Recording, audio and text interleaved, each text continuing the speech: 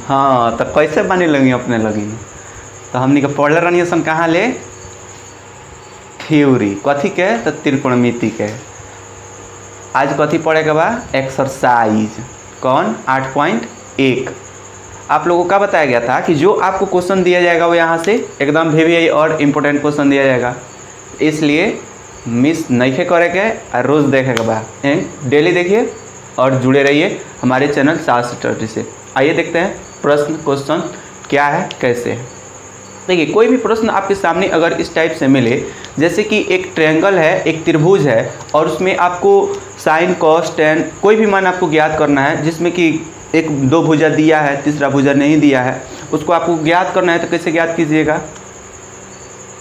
जैसे कि एक मान लीजिए ट्रायंगल हो गया, समकोण त्रिभुज है, समकोण है तो यहाँ का ये समकोण हो गया 90 डिग्री, ए हो गया और ए बी हो गया, ए सी हो गया। ए की सामने की भुजा ए है, बी की सामने की भुजा बी है और सी के सामने की भुजा सी है। ये तो आपको पता है, बताया भी है। देखिए इसमें होता क्या है कि ए जो है ये आपका लंब कहलाता है। अगर आप फिगर से बना रहे हैं, जो आपके सामने ये आपका फिगर है, ठीक है। अगर आपके सामने है तो जो आपके सामने है वो आपका बेस है, आधार, और जो आपके सामने खड़ा है, ये देखिए जो आपके सामने खड़ा है वो आपका क्या है, लंब है, ठीक है। अगर आप एक त्रिभुज ABC में अगर मान लीजिए कि AB 5 cm है और BC 3 cm है, सपोज डैट मान लीजिए कि AB 5 cm है और BC 3 cm है, और इसमें आपको कुछ मान निकालना है, कुछ दिया है कुछ नहीं दिया है। तो जो आपके सामने है फिगर, वो आपका बेस है, आधार, और जो आपके सामने खड़ा है वो आपका लंब है। कर्ण तो कभी बदलेगा नहीं। देखिए इसमें बदलने का पोजीशन ये होता है कि कभी कभी समकोण चेंज कर देता है। एक समकोण त्रिभुज ABC में ए समकोण है तो हम ए यहाँ लिखना पड़ता है हमको, ए समकोण है तो ए यहाँ देना पड़ता है, बी समकोण है तो बी यहाँ देना पड़ता है, सी समकोण है तो सी यहाँ देना पड़ता है। बस समझ में आ रहा है कि नहीं। तो जिसको समकोण कहेगा उसको हम यहीं पे रखेंगे, क्योंकि समकोण यही बन रहा है, समकोण यहीं पे रखेंगे। अगर बी समकोण है तो बी रखेंगे, ए समकोण है तो ए रखेंगे, सी समकोण है तो सी रखेंगे। इस तरह से फिगर पे क्वेश्चन बनाने से आपको ये पता चलता है कि क्या दिया है और क्या नहीं दिया है। बगैर फिगर वाला तो आप नॉर्मल बना सकते हैं, लेकिन फिगर में थोड़ा प्रॉब्लम होता है, इसलिए आप बढ़िया से समझिएगा। इसमें कुछ रोटेट करके भी बनाया जाता है, फिगर को घुमा के भी बनाया जाता है। अगर मान लीजिए कि त्रिभुज ABC एक समकोण त्रिभुज है जिसमें B समकोण है, AB 5 cm है और BC मान लीजिए 3 cm है, सपोज डेट मान ली। तो AB देख लीजिए, तो AB 5 cm E हो गया, BC 3 cm E हो गया। तो ये तो आपका लंब है क्योंकि आपके सामने खड़ा है। ये आपका सामने है तो ये आपका बेस है, आधार है, नीचे है, और कर्ण तो कर्ण ही है, ये कभी बदलता नहीं है। तो ये आपका P हो गया, ये आपका B हो गया और ये आपका H हो गया, जो कर्ण है कि नहीं है। अब इसमें आपको कर्ण निकालना है, तो कर्ण निकालना है तो H बराबर आपको पता होना चाहिए कि H बराबर होता है P² प्लस B², पता है ना।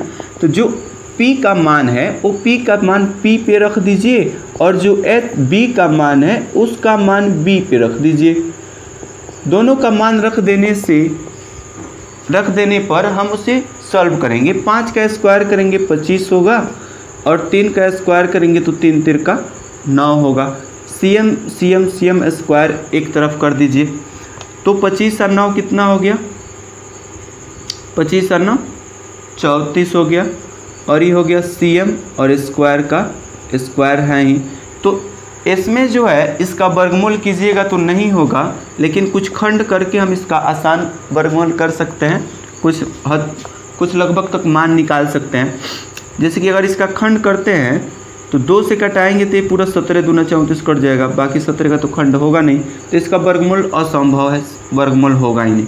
तो रूट में 34 रह जाएगा और जो CM का स्क्वायर है, CM का स्क्वायर रूट से निकलेगा तो 1 हो जाएगा, यानी कि एगो CM आ जाएगा आपका बाहर, तो हो जाएगा रूट 34 CM जो आपका H है, रूट 34 CM।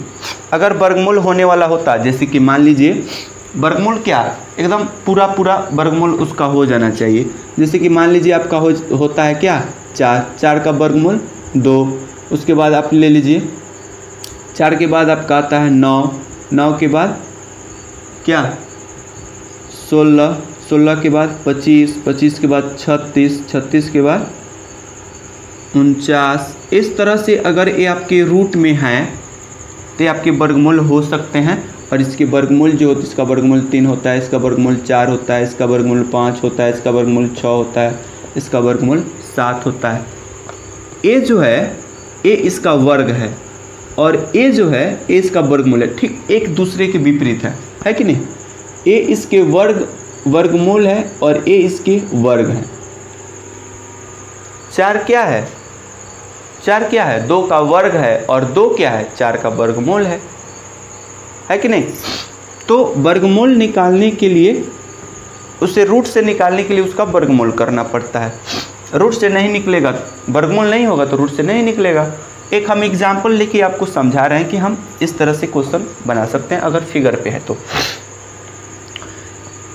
एक समकोण त्रिभुज में 2 गो भुजा दिया है, तीसरा भुजा नहीं है, तो तीसरा भुजा हमने ज्ञात कर दिया। चलिए आगे बढ़ते हैं। अगर इसमें हमको साइन A का मान निकालना है, कॉस B का मान निकालना है, टेन C का मान निकालना है, कॉट A का मान निकालना है, कॉट B का मान निकालना है, कॉट C का मान निकालना है, तो कैसे निकालिएगा। जब इस तरह से क्वेश्चन आपको दे दे तो कैसे निकालिएगा। तो कॉट सबसे पहले साइन, तो साइन A लीजिए, तो साइन का फार्मूला आपको पता है कि P/H होता है। फार्मूला लिख दीजिए साइन का फार्मूला हमने लिख दिया P/H। अब देखिए जिसको पूछ रहा है फिगर पे बनाने का यही झंझट होता है कि फिगर को हम रोटेट करना पड़ता है। बस समझ में आ रहा है। तो साइन A, तो A को अपने तरफ लेंगे। आपको एक बात बता दें कि जो आपके तरफ है वो आपका बेस है, आधार है, जो आपके सामने खड़ा है वो आपका P है, यानी कि लंब है, और कर्ण कभी नहीं बदलेगा, जैसा है वैसा ही रहेगा। ठीक है, देखिए साइन का फिगर हम अपने तरफ कर रहे हैं, साइन हम अपने तरफ कर लिए, तो A हमारी तरफ आ गया, A हमारी तरफ आ गया, तो ये हमारा B हो गया। पहले क्या था P, कब, जब B आपके पास था, यानी कि आपके सामने था। C आपके सामने था तो ये आपका B था। लेकिन जब A आपके सामने आ जाएगा, जब A आपके सामने आ जाएगा, मतलब आपके सामने, तो ये आपका P हो जाएगा, सॉरी ये आपका B हो जाएगा, और A जो है ये आपके सामने खड़ा हो जाता है, ये आपका फिगर हो जाता है ऐसे। देखिएगा ये आपका फिगर हो जाता है इस प्रकार से, ये ऐसे रोटेट हो जाएगा ऐसे। तो ए आपका आया कि नहीं, यहाँ पे ये आ गया, ये चल गया यहाँ खड़ा हो गया, और ये आ गया इधर। तो जो आपके सामने है वो आपका बेस है, बी आधार, जो आपके सामने खड़ा है वो लंब है। तो इस फिगर को अपने तरफ करके देखिए ना, अपनी कॉपी को रोटेट कीजिए, अपने कॉपी को रोटेट कीजिए, घुमाइए और इसको अपने तरफ कीजिए, इस फिगर को घुमा के अपने तरफ कीजिए, ये आपका बी कहलाएगा, और जो आपके सामने खड़ा हो जाएगा वो आपका लंब कहलाएगा, और एच तो एच ही है। तो यहाँ जो मान आपको रखना है, पहले पी चाहिए फिर एच चाहिए।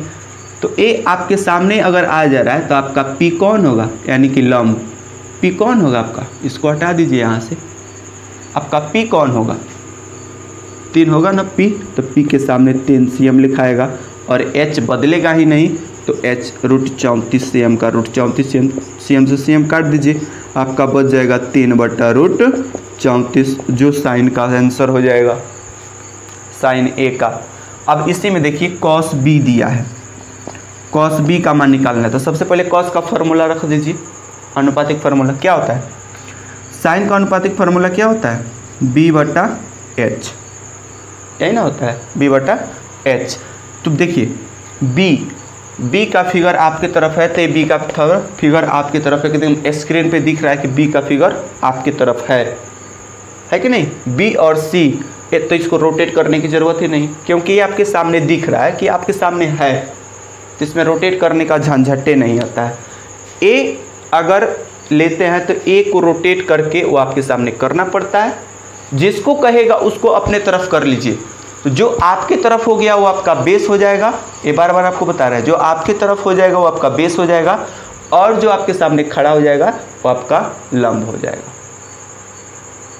बस समझ में आ रहा है। तो B आपके तरफ है तो आपका बेस तो बेस ही है, कितना 3, तो हो गया 3/√34, तो √34 CM लिखेंगे तो CM कट जाएगा। बस समझ में आ रहा है। अब देखिए tan C, तो tan C का जब लेंगे तो C अपने तरफ ही करना है। tan का फॉर्मूला क्या होता है, अनुपातिक P/B। तो tan C को देखिए तो C तो आपकी तरफ है, स्क्रीन बोर्ड पे देखिए पूरा एकदम C आपकी तरफ ही है, सेफ है, उसको रोटेट करने की ज़रूरत ही नहीं है।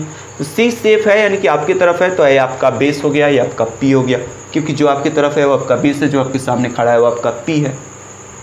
P यानी कि परपेंडिकुलर लंब B बेस। बात समझ रहे हैं ना। तो P हो जाएगा आपका 5 और B हो जाएगा 3, तो ये हो गया 5/3। उसी प्रकार कॉट का निकलेगा, कॉट A का निकलेगा, कॉट B का निकलेगा। कॉट A का हम निकाल दे रहे हैं, देखिएगा कॉट A का फॉर्मूला क्या होता है, कॉट का फॉर्मूला क्या होता है, A को गोली मारिए, कॉट का फॉर्मूला क्या होता है, ये तो थीटा है, थीटा के स्थान पे कुछ भी हो सकता है, लेकिन फॉर्मूला थोड़े बदलेगा, नहीं ना बदलेगा। तो कॉट का फॉर्मूला क्या होता है, B/P, बेस बटा परपेंडिकुलर यानी कि आधार बटा लंब, ठीक है। तो कॉट A, तो अब देखिए A पे आके झंझट फट जा रहा है, क्योंकि A आपकी तरफ तो है नहीं, A उस तरफ है, A उस तरफ है, A आपकी तरफ है नहीं है, A है उस तरफ। तो इसको घुमाइए और अपने तरफ कीजिए, या अगर ज़्यादा टैलेंट है तो देखिए A को अपने तरफ कर दीजिए, तो ये आपका आधार हो गया, बेस हो गया, और A आपके सामने खड़ा हो गया। जब A आपके सामने हो जाएगा तो ये आपके सामने खड़ा हो जाएगा, तो ये आपका लंब हो गया और ये आपका आधार हो गया।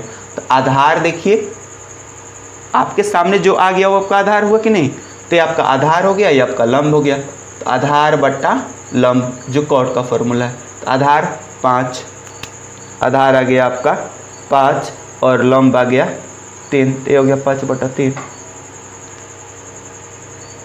कुछ समझ में आ रहा है। फिगर पे हमें सारा काम करना है, अगर फिगर पे क्वेश्चन पूछ रहा है तो।